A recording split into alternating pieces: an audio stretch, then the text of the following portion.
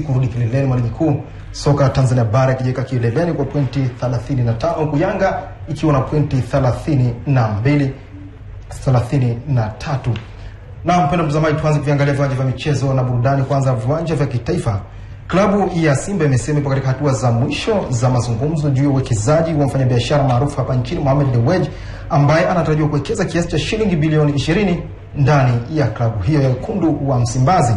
Makamu wa rais wa klabu ya Simba Kaburu Nyange ameiambia Star TV kwa njia ya simu uongozi wa klabu hiyo unafuatilia kwa makini juu ya uwekezaji huo, ambao wanachama klabu ya Simba ndio watakaotoa maamuzi ya mwisho kuhusiana na mwekezaji huyo.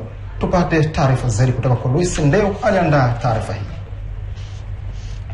Kaburu amesema klabu hiyo inapaswa kubadilika na kuendeshwa kisasa kwa ajili ya kuleta heshima kama ilivyokuwa miaka ya 70 na 80 katika medani ya soka barani Afrika. Kwa kuona umuhimu wake huo, uongozi umeshaanza mchakato wa swala hili, kwa sababu kuna vitu vingi sana vya kuangalia, kwa sababu jambo hili ni la kitaalamu, jambo la kisheria.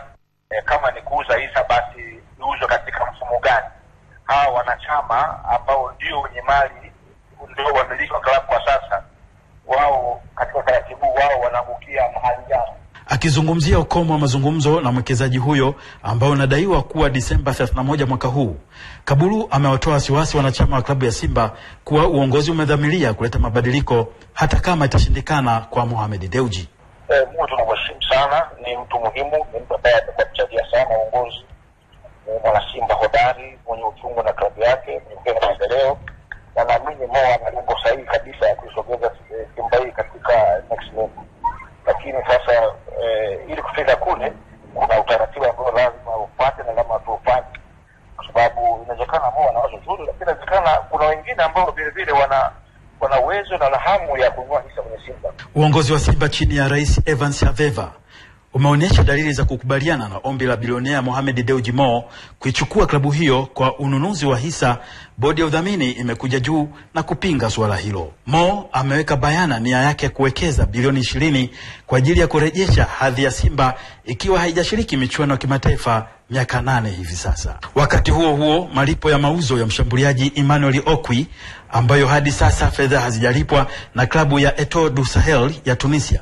Kaburu amesema wanasubiri taarifa kutoka shirikisho la soka duniani FIFA juu ya hatua zipi zitakazochukuliwa. Akizungumzia mchezaji wa kimataifa kutoka nchini Rwanda Haruna Niyonzima ambaye mkataba wake umevunjwa kutokana na utovu wa nidhamu, Kaburu amesema kama Simba kwa sasa hatuwezi kusema kama tunanieleza kumsalimu Niyonzima, kuzingatia kwamba kwanza kuna wachezaji kamili ya ambao ndio wanapatia kulingana na timu yetu, lakini pia dirisha la tajiri alitoa nafasi hata kama tungetaka leo kwamba tungemkata mwingine Niyonzima leo, dirisha hili limeshafungwa. Klabu ya Simba inatarajia kuitisha mkutano wake mkuu mwezi Januari 2016 utakaohudhuriwa na wanachama wa klabu hiyo kwa ajili ya kujadili mambo mbalimbali ya kimaendeleo likiwemo la uwekezaji wa hisa.